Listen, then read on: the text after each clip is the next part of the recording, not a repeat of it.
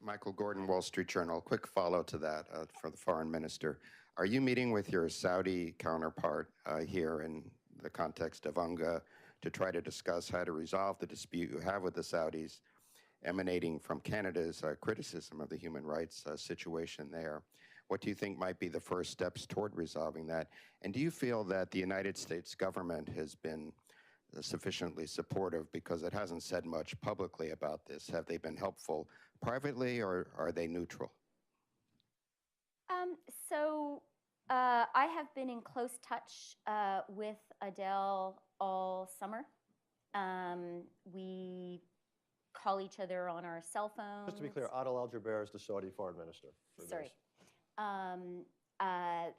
And I do want to really recognize the hard work he has been doing. He's very engaged on the issue. We are going to meet in New York. We are hoping to meet in New York this week, and I think that's a good thing. And I do want to be clear, going back to Minky's point, Canada will always stand up for human rights.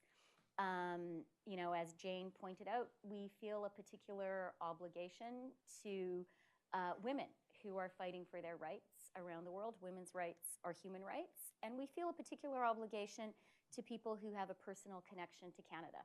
A Canadian is a Canadian is a Canadian. And there are lots of people with connections to Canada around the world, and they should know our government is going to stand up for them. Having said that, we have a long-standing relationship with Saudi Arabia.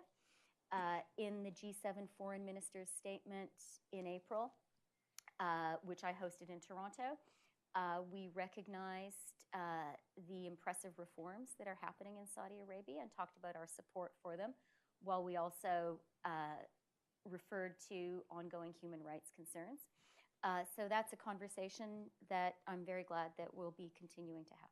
Just to be clear on that, Adel Al-Jubeir, the Saudi foreign minister, who Christian's been talking about, he'll be here Wednesday afternoon.